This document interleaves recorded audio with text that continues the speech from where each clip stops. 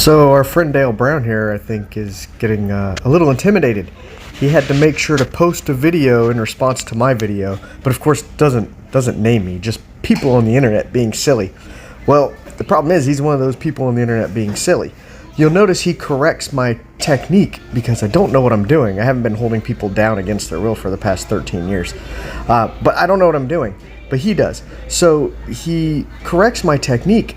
But if you'll notice, he uses a wrist lock, which he does not use in the original technique.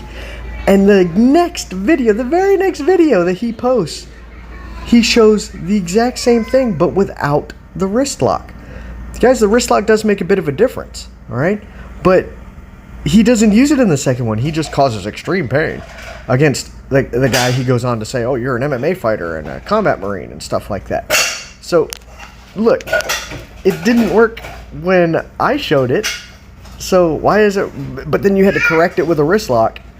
But how come it works in the next video? It's amazing.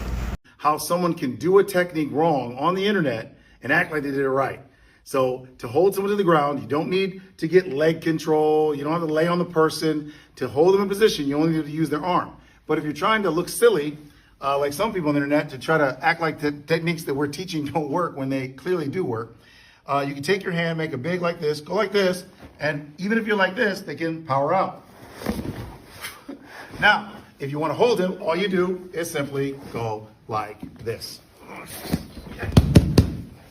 Now, two ways you can hold someone to the ground with just their arm, so you don't have to lay on the person, take a chance on creating positional asphyxiation, meaning you don't have the potential to cause them to be suffocated. You simply extend their arm and press right here above the elbow, and you can use your hand or you can use your forearm. This is extremely painful.